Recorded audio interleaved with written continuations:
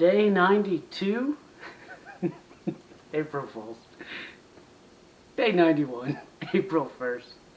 Yeah, that was dumb. Anyway, I hate April Fool's Day. Played a trick on my kids once. They were real little, and I saran wrapped across their doors, and it was so funny, the different reaction. I only had 2 kids at the time. My daughter, she came and looked at it and kind of poked it a little bit, and then went in her bed and started crying. And then my son, he came and he looked and he poked at it and felt it, and he was just so perplexed. And then he just figured out he could crawl under the saran wrap and get out. But anyways,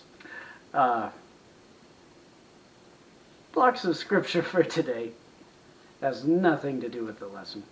Deuteronomy chapter 18 verse 1 through 20.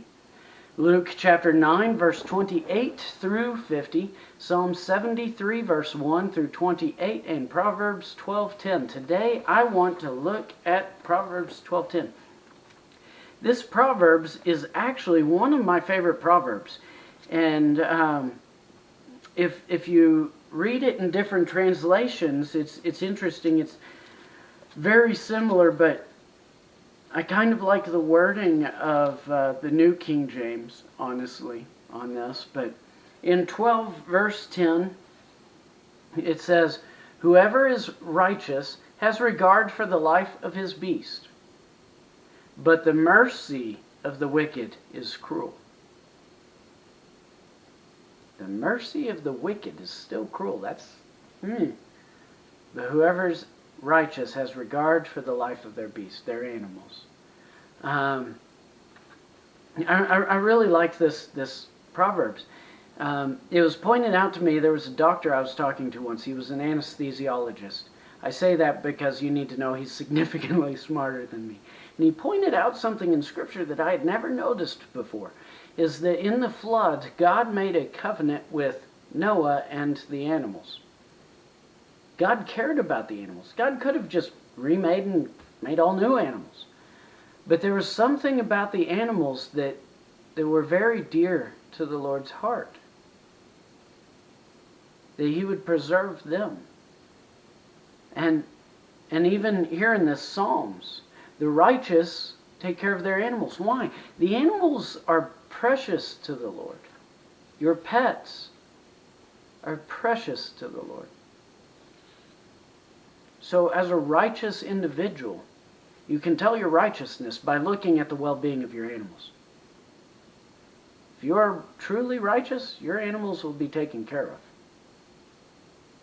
If you're not,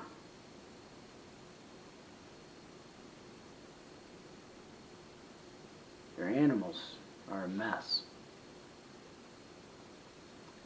You guys have been to those calls in those houses, seen those creatures that are senselessly suffering because their owners don't care.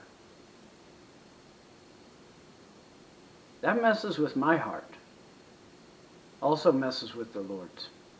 Throwing that out there. The righteous tend to their animals, but it says, even the mercy of the wicked is cruel.